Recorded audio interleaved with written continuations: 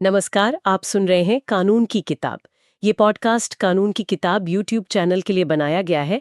ऐसे ही महत्वपूर्ण कानून विषयों के लिए चैनल को लाइक और सब्सक्राइब करें। तो आज के इस चर्चा की शुरुआत एक बहुत ही दिलचस्प सवाल से करते हैं। कल्पना कीजिए कि एक बंद कमरा है जी। और उस कमरे के फर्श के ठीक बीचों बीच एक लाश पड़ी है।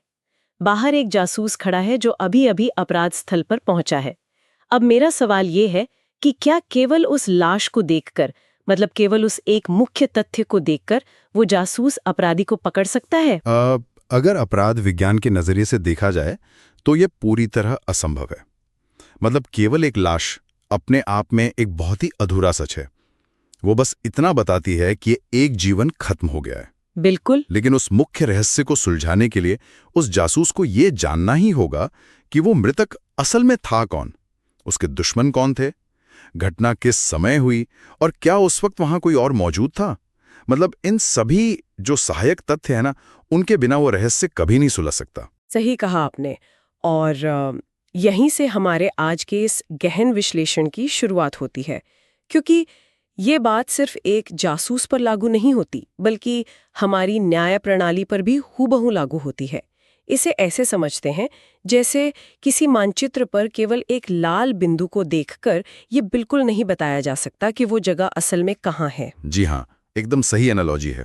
उसकी असली स्थिति समझने के लिए उसके आसपास की नदियां या सड़कें देखनी ही पड़ती हैं, और न्यायालय भी बिल्कुल इसी तरह काम करते हैं। हाँ, तो अदालत के कमरे में जब कोई एक तथ्य पेश किया जाता है तो वो अकेले बहुत ही अधूरा होता है। किसी भी घटना को उसके पूरे संदर्भ में, यानी उसके पूरे कॉन्टेक्स्ट में देखने के लिए एक खास लेंस की जरूरत होती है। और भारतीय न्याय व्यवस्था में वो लेंस है भारतीय साक्ष्य अधिनियम 2023, जिसे हम बीएसए 2023 कहते हैं, और उसकी धारा 7। जो लोग कानून के पुराने स्वरूप से वाकिफ हैं उन्हें याद होगा कि पुराने साक्ष्य अधिनियम 1872 में जो काम धारा 9 करती थी, अब वही काम नए कानून में धारा 7 कर रही है। बिल्कुल। तो आज के इस विशेष विश्लेषण में हम इसी धारा 7 को पूरी तरह से डिकोड करने वाले हैं। लेकिन देखिए, सवाल ये है कि ये धारा असल में काम कैसे करती है? अदालत किसी घटना की पृष्ठभूमि और उसके होने के कारण को कैसे समझती है? हाँ, इसे एक स्थिति से समझते हैं। जी। मान लीजिए शहर में एक अपराध होता है और उसके तुरंत बाद एक व्यक्ति शहर छोड़कर भाग जाता है। तो क्या पहली नजर में सीधा ये मान लेना चाहिए कि वही दोषी है? हाँ, क्योंकि आमतौर पर तो भागना अपराध बोध की ही निशानी माना जाता है ना। देखिए, यहीं पर कहानी में सबसे बड़ा पेंच आता है, और धारा 7 का पहला महत्वपूर्ण हिस्सा सक्रिय होता है। इसे हम कानूनी भाषा में स्पष्टीकरण या एक्सप्लेनेशन कहते हैं। आपने जिस भागने का जिक्र किया, उसे गहराई से समझने के लिए हम सुनील नाम के एक व्यक्ति का बहुत ही दिलचस्प केस देखते हैं। अच्छा, सुनील के केस में क्या हुआ था? सुनील पर गंभीर आरोप था और अभियोजन पक्ष ने अदालत में साबित किया कि अपराध वाले दिन वो सुबह 6 बजे अचानक अपना शहर छोड़कर चला गया था। अब बिना किसी संदर्भ के ये साफ तौर पर पुलिस से बचने और भागने का मामला लगता है। बिल्कुल लगता है। अगर मैं पुलिस अधिकारी होती तो मेरा पहला निष्कर्ष यही होता कि ये आदमी डर कर भाग रहा है। इसमें तो कोई शक ही नहीं दिखता। जी, लेकिन न्याय केवल सतह को नहीं देखता। बचाव पक्ष ने अदालत में कुछ ऐसे तथ्य पेश किए जिन्होंने इस पूरी तस्वीर को पलट कर रख दिया। उन्होंने साबित किया कि उसी सुबह 5 बजे सुनील के पिता को एक बहुत ही गंभीर हार्ट अटैक आया था। ओह, तो मतलब वो किसी मेडिकल इमरजेंसी में था। बिल्कुल। सुनील के पास कोई और विकल्प नहीं था। उसे अपने पिता को लेकर तुरंत आगरा के एक बड़े अस्पताल जाना पड़ा।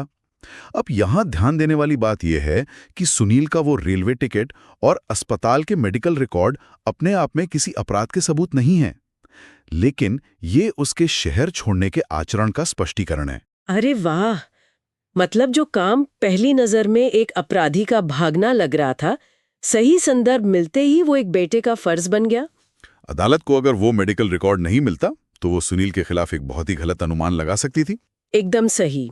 और इसीलिए धारा 7 के तहत यह स्पष्टीकरण पूरी तरह से सुसंगत यानी रेलेवेंट माना जाता है।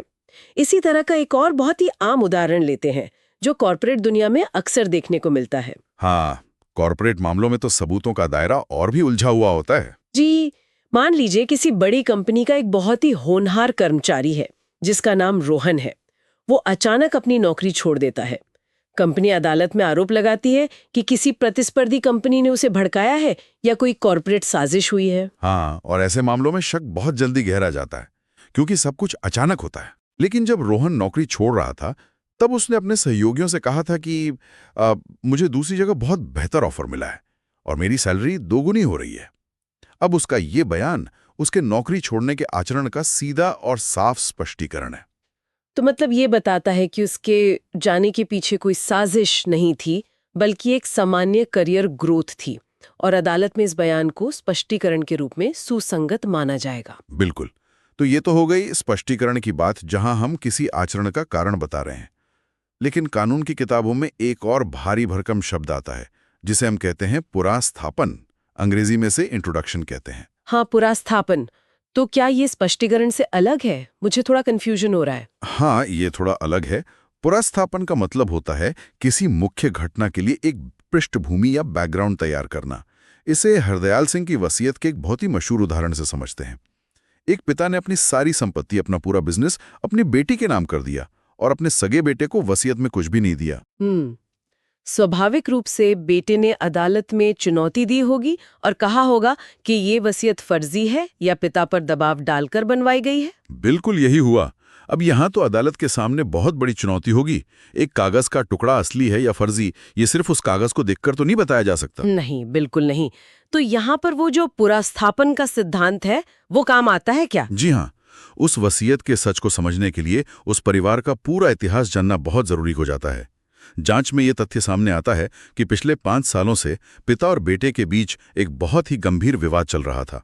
बात यहां तक पहुंच गई थी कि बेटे ने पिता के व्यापार को जानबूझकर भारी नुकसान पहुंचाया था। अच्छा, तो ये पुराना पारिवारिक विवाद उस वसीयत के लिए एक मंच तैयार कर रहा है। सही कहा आपने। ये पारिवारिक इतिहास एक पुनरास्थापन के रूप में सुसंगत है। ये सीधे तौर पर यह नहीं बताता कि वसीयत असली है या नहीं, लेकिन ये उस वसीयत के अस्तित्व में आने की पूरी पृष्ठभूमि को स्पष्ट कर देता है। मतलब ये अदालत को बताता है कि पिता के पास बेटे को बेदखल करने का एक बहुत ही ठोस कारण मौजूद था।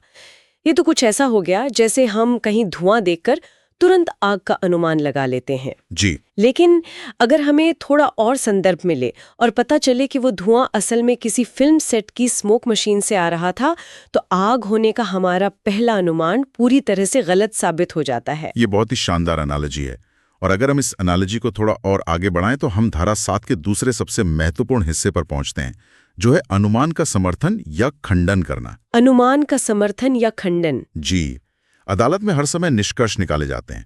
जब कोई तथ्य किसी खास निष्कर्ष की तरफ इशारा करता है, तो उस निष्कर्ष को सही साबित करने वाले या उसे पूरी तरह से गलत साबित करने वाले तथ्य भी सुसंगत हो जाते हैं। खंडन करने का मतलब, क्या हम यहाँ एलिबाई की बात कर रहे हैं? मैंने अक्सर क्राइम थ्रिलर्स में देखा है कि बचाव पक्ष हमेशा एक एलिबाई पेश करने की कोशिश करता है। जी हाँ, अलीबाई, जिसे हम कानूनी हिंदी में अन्यत्र उपस्थिति का बचाव कहते हैं, वो इसी सिद्धांत पर काम करता है। इसे जयपुर के राहुल की केस स्टडी से बहुत अच्छी तरह समझा जा सकता है। राहुल के केस में क्या हुआ था? राहुल का अपने मोहल्ले के एक दुकानदार से बहुत पुराना और कड़वा विवाद था। एक रात उस दुकानदार की हत्या हो जाती है। अब पुलिस का शक सीधा राहुल पर जाता है, क्योंकि उसने पहले भी कई बार उस दुकानदार को धमकियां दी थी। तो अभियोजन पक्ष ने यह अनुमान लगाया होगा कि राहुल ने ही हत्या की है। बिल्कुल। तो यहाँ राहुल के पास अपना वो स्मोक मशीन वाला सबूत क्या था? उसने इस अनुमान का खंडन कैसे किया? राहुल ने अदालत में यह साबित कर दिया कि जिस रात और जिस वक्त जयपुर में वो हत्या हो रही थी, वो असल में वहां से सैकड़ों किलोमीटर दूर दिल्ली में अपने एक रिश्तेदार की शादी में शामिल था। अरे वाह, ये तो बहुत मजबूत अलेबा है। और उसने सिर्फ जबानी दावा नहीं किया, बल्कि शादी में मौजूद 50 गवाहों के बयान, दिल्ली के होटल का रजिस्टर और अपनी ट्रेन की टिकटें अदालत में पेश कर दी। मतलब ये सभी तथ्य अभियोजन पक्ष के उस अनुमान का पूरी तरह से खंडन कर रहे थे कि राहुल अपराध स्थल पर मौजूद था। ये सच में बहुत ही शक्तिशाली बचाव है। जी बिल्कुल। मुझे यहाँ चेन्नई के बहुचर्चित श्रीनिवासन मर्डर केस की याद आ रही है। उसमें कार्तिक नाम के एक व्यक्ति पर शक था और उसने भी तकनीक का इस्तेमाल करके कुछ ऐसा ही साबित किया था ना। हाँ, कार्तिक का मामला आधुनिक अलेबाई का एक बहुत ही बेहतरीन उदाहरण है। पुलिस का कहना था कि कार्तिक की मृतक से पुरानी दुश्मनी थी और हत्या की शाम उसे उसी इलाके के आसपास देखा गया था। ये एक बहुत ही मजबूत अनुमान था। तो कार्तिक ने खुद को कैसे बचाया? कार्तिक ने अदालत में बैंगलोर के एक रेस्टोरेंट के बिल, उस समय की अपनी मोबाइल टावर की लोकेशन का डेटा और रेस्टोरेंट में रात के खाने की कुछ टाइम स्टैम्प तस्वीरें पेश कर दी। अच्छा, मतलब जब 3 अलग-अलग स्वतंत्र स्रोतों से ये पुष्टि हो गई कि वो बैंगलोर में था, तो अदालत ने माना होगा कि ये तथ्य अभियोजन के अनुमान का दृढ़ता से खंडन करते हैं। बिल्कुल, केवल पुरानी दुश्मनी होना किसी को कातिल साबित करने के लिए काफी नहीं है। तो यहाँ पर थोड़ा रुकते हैं। यदि यह पॉडकास्ट उपयोगी लग रहा है तो कानून की किताब चैनल को लाइक और सब्सक्राइब अवश्य करें। अब तक हमने समझा कि धारा 7 का मुख्य नियम क्या है। हमने देखा कि कैसे सुनील का मेडिकल रिकॉर्ड उसका स्पष्टीकरण था और कैसे अलीबाई के जरिए गलत अनुमानों का खंडन किया जा सकता है। जी, और ये अदालत के लिए बहुत व्यवहारिक महत्व रखता है। बिल्कुल। तो अब तक की चर्चा में हमने घटना का संदर्भ समझ लिया, आचरण का स्पष्टीकरण देख लिया और गलत अनुमानों का खंडन भी कर दिया। लेकिन अब एक बहुत ही बुनियादी और बड़ा सवाल सामने आता है, वह व्यक्ति या वस्तु कौन सी है? हाँ, ये एक बहुत ही महत्वपूर्ण प्रश्न उठता है। मेरा मतलब है, अदालत ये कैसे तय करती है कि जो चीज या इंसान उसके सामने है वही असली है? पहचान कैसे स्थापित होती है? ये धारा 7 का तीसरा और बहुत ही अहम स्तंभ है, जिसे हम अनन्यता या आइडेंटिटी स्थापित करना कहते हैं। इसका सीधा सा मतलब है ये साबित करना कि अदालत के सामने जो व्यक्ति खड़ा है या जो वस्तु पेश की गई है वो ठीक वही है जिसका इस पूरे मामले से सीधा संबंध है। और इसमें व्यक्ति और वस्तु दोनों की पहचान शामिल होती है, राइट? क्या आप वस्तु की पहचान का कोई व्यवहारिक उदाहरण दे सकते हैं? बिल्कुल। मान लीजिए एक व्यक्ति है क, जिसने किसी के घर में सेंध मारी और बहुत सारे गहने चुरा लिए। पुलिस से बचने के लिए उसने वे गहने अपने एक भरोसेमंद दोस्त ख को दे दिए। ठीक है। अब ख उन गहनों को लेकर क की पत्नी के पास जाता है और गहने उसे देते हुए कहता है कि क ने कहा है कि इन्हें तुरंत कहीं छिपा दो। अब यहाँ ख का ये बयान सिर्फ एक बात नहीं है, ये उस लूटे गए गहने की वस्तु के रूप में पहचान कराता है। मैं समझ रही हूँ। ये बयान उस चोरी के माल और उस पूरी आपराधिक घटना के बीच की कड़ी को मजबूती से जोड़ता है, इसलिए ये अदालत में पूरी तरह से सुसंगत है। जी। और व्यक्ति के पहचान के मामले में क्या होता है? हम सब ने फिल्मों में वो सीन देखा है जहां एक गवाह एक तरफ से दिखने वाले शीशे के पीछे खड़ा होता है और पुलिस लाइन में खड़े 5-6 लोगों में से असली मुजरिम पर उंगली उठाता है। क्या कानूनी भाषा में उसे ही टेस्ट आइडेंटिफिकेशन परेड या TIP कहते हैं? जी हाँ, बिल्कुल। उसे ही परीक्षण पहचान परेड या TIP कहा जाता है। और व्यक्ति की पहचान के इस बिंदु पर भारत के सुप्रीम कोर्ट का एक बहुत ही ऐतिहासिक और महत्वपूर्ण फैसला है, मुकेश सिंह बनाम राज्य, जो साल 2023 में आया था। जो जुडिशरी की तैयारी कर रहे हैं वो इसे परीक्षा के लिए जरूर याद रखें। अच्छा, ये फैसला इतना महत्वपूर्ण क्यों है? क्योंकि ये फैसला कानूनी दृष्टिकोण से पहचान की पूरी प्रक्रिया को बहुत गहराई से परिभाषित करता है। कि पुलिस मुझे फंसा रही है, तो क्या मैं TIP में शामिल होने से साफ मना कर सकती हूँ? और दूसरी बात, क्या अदालत में ये TIP ही सबसे बड़ा और अंतिम सबूत मान लिया जाता है? देखिए, ये एक बहुत ही आम भ्रांति है। आपके पहले सवाल का जवाब है नहीं। कोई भी आरोपी TIP में शामिल होने से मना नहीं कर सकता। उसके पास इनकार करने का कानूनी अधिकार नहीं है। अच्छा। हाँ, अगर उसे लगता है कि प्रक्रिया में कोई धांधली हुई है तो वह अदालत में उस पूरी प्रक्रिया की निष्पक्षता को चुनौती जरूर दे सकता है। और जहां तक आपके दूसरे सवाल की बात है, TIP कभी भी किसी केस का सबसे बड़ा या मुख्य साक्ष्य नहीं होता। सच में? ये थोड़ी चौंकाने वाली बात है। तो फिर मुख्य साक्ष्य किसे माना जाता है? सुप्रीम कोर्ट ने मुकेश सिंह मामले में बहुत ही स्पष्ट शब्दों में कहा है कि मुख्य साक्ष्य केवल वह पहचान है जो एक गवाह शपथ लेने के बाद न्यायालय के भीतर जज के सामने करता है। मतलब TIP असल में केवल उस पहचान की पुष्टि करने का, यानी कोरोबोरेशन का एक जरिया मात्र है। बिल्कुल। TIP सिर्फ ये पक्का करने के लिए कराई जाती है कि गवाह सही रास्ते पर है और उसकी याददाश्त भरोसेमंद है। और अगर पुलिस इस TIP की प्रक्रिया में कोई भी छोटी सी गलती कर दे तो वो अदालत में गवाह की मुख्य गवाही को पूरी तरह से कमजोर कर सकती है। कोई ऐसा केस है जहां पुलिस ने ऐसी गलती की हो? हाँ, इसे नागपुर बैंक डकैती की एक बहुत ही मशहूर केस स्टडी से समझते हैं। नागपुर में दिन दहाड़े एक बैंक में डकैती हुई। बैंक की कैशियर रमा देवी ने उस तनावपूर्ण माहौल में भी एक लुटेरे का चेहरा बहुत ध्यान से देख लिया। फिर तो पुलिस के लिए काम आसान हो गया होगा। पुलिस ने कड़ी मेहनत करके एक आरोपी को पकड़ा और करीब 15 दिन बाद उसकी TIP कराई, जिसमें रमा देवी ने बिना किसी हिचकिचाहट के उस आरोपी को पहचान लिया। तो इसमें परेशानी क्या थी? सब कुछ तो बिल्कुल सही लग रहा है, गवाह ने मुजरिम को पहचान लिया। परेशानी वो थी जो अदालत में जिरह के दौरान सामने आई। असल में पुलिस ने एक बहुत बड़ी गलती कर दी थी। टीआईपी करवाने से ठीक एक दिन पहले पुलिस ने रमा देवी को थाने बुलाकर उस आरोपी की एक स्पष्ट फोटो दिखा दी थी। ओह, अब आप इंसानी दिमाग के मनोविज्ञान को समझिए। जब रमा देवी ने टीआईपी में आरोपी को पहचाना, तो क्या वो अपनी डकैती के दिन की याददाश्त के आधार पर पहचान रही थी या उस फोटो के आधार पर जो उसने एक दिन पहले देखी थी? मैं समझ गई। दिमाग ने उस डरावनी याद को एक साफ तस्वीर से बदल लिया था। मतलब गवाह ने असली चेहरे से नहीं बल्कि फोटो देखकर अपनी याददाश्त ताज़ी कर ली थी। बिल्कुल सही पकड़ा आपने। इससे पूरी टीआईपी की निष्पक्षता हमेशा के लिए दूषित हो गई। बचाव पक्ष ने अदालत में यही तर्क दिया और अदालत ने भी इस बात को माना कि ये एक बेहद गलत प्रक्रिया थी। मतलब पुलिस की एक छोटी सी ओवर स्मार्टनेस ने पूरे केस की दिशा ही बदल दी। ये वाकई बहुत ही बारीक लेकिन अहम बात है कि सबूत इकट्ठा करने का तरीका भी उतना ही पवित्र होना चाहिए जितना कि खुद सबूत। जी, एकदम सही कहा आपने। तो चलिए, हमने व्यक्ति और वस्तु की पहचान तय कर ली। अब सवाल ये है कि ये कैसे स्थापित होता है कि कोई घटना कब, कहां और क्यों हुई? और यहीं प्रवेश होता है धारा 7 के चौथे और 5वें उद्देश्य का, समय, स्थान और पक्षकारों का संबंध स्थिर करना। आप खुद सोचिए, समय और स्थान तय किए बिना क्या दुनिया की कोई भी जांच पूरी हो सकती है? बिल्कुल नहीं। बिना समय और स्थान के तो कोई कहानी बनी नहीं पंडित सकते। पटना डकैती का ही एक दिलचस्प उदाहरण लेते हैं। अमर नाम के एक व्यक्ति पर बहुत शक था कि उसने रात 11 बजे पटना में एक बड़ी डकैती को अंजाम दिया है। और अमर ने अपना बचाव कैसे किया? क्या उसने भी कोई एलिबाई पेश की? उसने एक ऐसा डिजिटल सबूत पेश किया जिसे झुटलाया नहीं जा सकता था। उसने वाराणसी के एक एटीएम की सीसीटीवी फुटेज अदालत में पेश कर दी। अच्छा, तो उस फुटेज में क्या था? उसमें साफ दिख रहा था कि वो रात 11:15 से लेकर 11:15 तक वाराणसी के उस एटीएम के अंदर मौजूद था।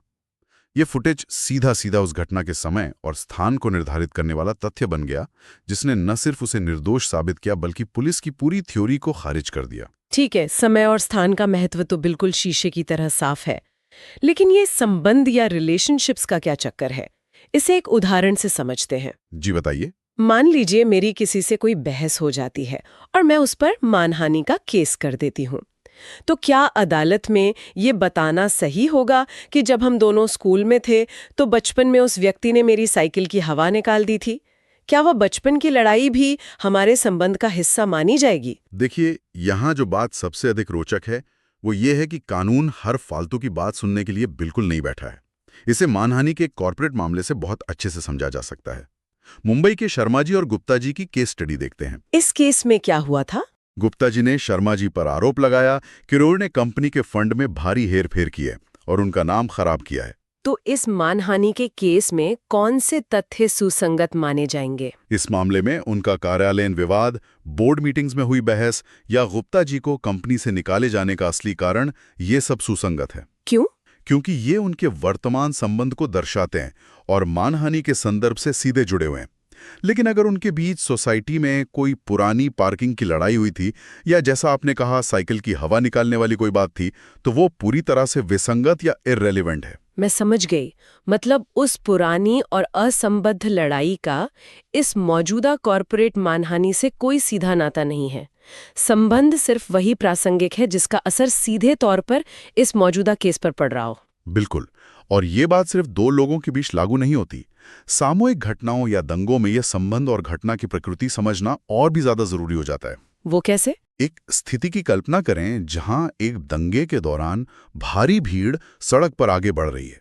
उस भीड़ की सामूहिक आवाजें, उनके हाथ में लिए बैनर और सबसे अहम, उनके द्वारा लगाए जा रहे नारे, ये सब उस पूरी घटना की प्रकृति को स्पष्ट करते हैं। अच्छा, मतलब नारे भी सबूत हो सकते हैं? जी हाँ।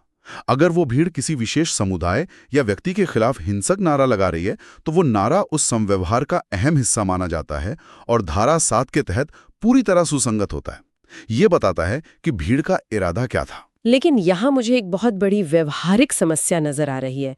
अगर हम हर स्पष्टीकरण, हर पुरानी पृष्ठभूमि और हर छोटे बड़े संबंध को सुसंगत मानने लगे, तब तो वकीलों की बहस कभी खत्म ही नहीं होगी। मुकदमे तो पीढ़ियों तक चलते रहेंगे।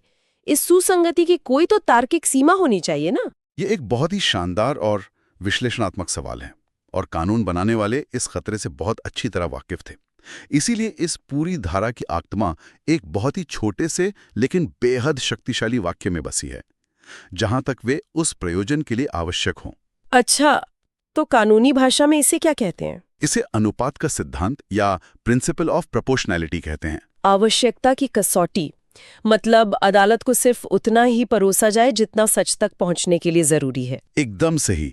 जो उदाहरण हमने शुरुआत में देखा था, जहां सुनील को अचानक शहर छोड़ना पड़ा था क्योंकि उसके पिता बीमार थे, ये तथ्य अदालत के लिए सुसंगत है कि परिवार का कोई सदस्य बीमार था और उसे तुरंत अस्पताल जाना पड़ा। जी। लेकिन इसका मतलब ये कतई नहीं है कि बचाव पक्ष उस बीमार रिश्तेदार के पिछले 10 सालों की मेडिकल हिस्ट्री की मोटी-मोटी फाइलें, उनके हर ब्लड टेस्ट की रिपोर्ट अदालत में पेश करने लगे। हाँ, ये तो सच में बेतुका होगा।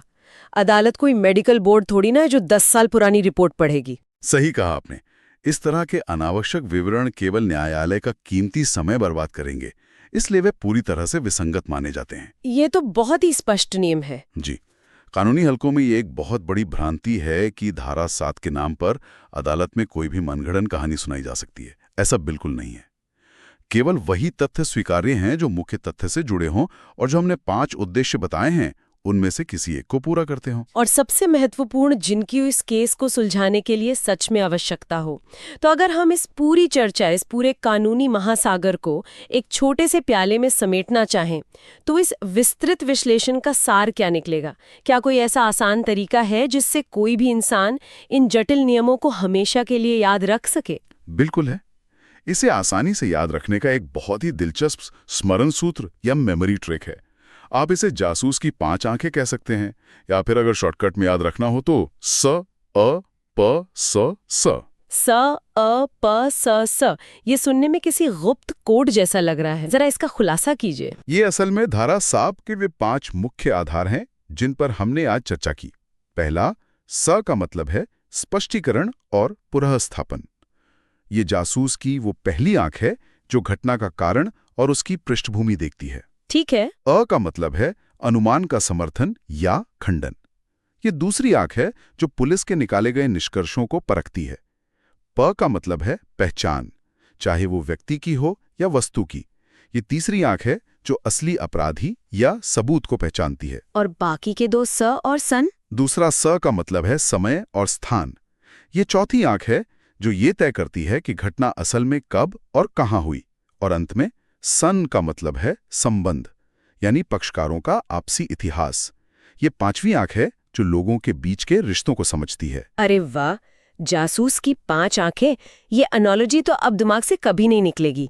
स्पष्टीकरण, अनुमान, पहचान, समय, स्थान और संबंध। और इन 5 आंखों के विजन पर वो एक सुनहरी शर्त हमेशा लागू रहती है, केवल उतना जितना आवश्यक हो।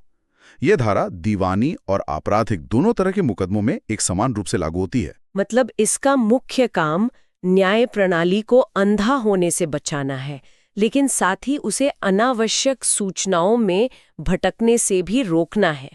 ये सच में आंखें खोल देने वाली जानकारी थी। और आज के इस विश्लेषण को खत्म करने से पहले मैं एक बहुत ही प्रासंगिक विचार आप सबके जहन में छोड़ना चाहती हूँ। जी जरूर। आज की हमारी इस चर्चा में हमने कागज की वसीयतों, बैंक डकैतियों और पुरानी रंजिशों की बात की, लेकिन जरा सोचिए, आज के इस तेज तरार डिजिटल युग में ये धारा 7 कितनी ज्यादा महत्वपूर्ण और जटिल हो गई है। ये एक बहुत ही गहरा और आधुनिक बिंदु है जिस पर ध्यान दिया जाना चाहिए, है ना? मान लीजिए आज के समय में कोई एक अकेला व्हाट्सएप मैसेज अदालत में पेश किया जाता है। वो एक अकेला मैसेज उस फर्श पर पड़ी लाश की तरह है, मतलब अधूरा। लेकिन उस पूरी चैट की हिस्ट्री, बात करने का लहजा, उसका संदर्भ, वो सब आज के दौर का पुरस्थापन है। वो धारा 7 का समय और स्थान है। आपके द्वारा इस्तेमाल किए गए डिजिटल सिग्नेचर या आपके वाईफाई का आईपी एड्रेस, वो आज के युग की आधुनिक पहचान है। और सोशल मीडिया प्लेटफॉर्म्स पर आपकी किसी के साथ महीनों पुरानी बहस या कमेंट्स, वो पक्षकारों का संबंध है।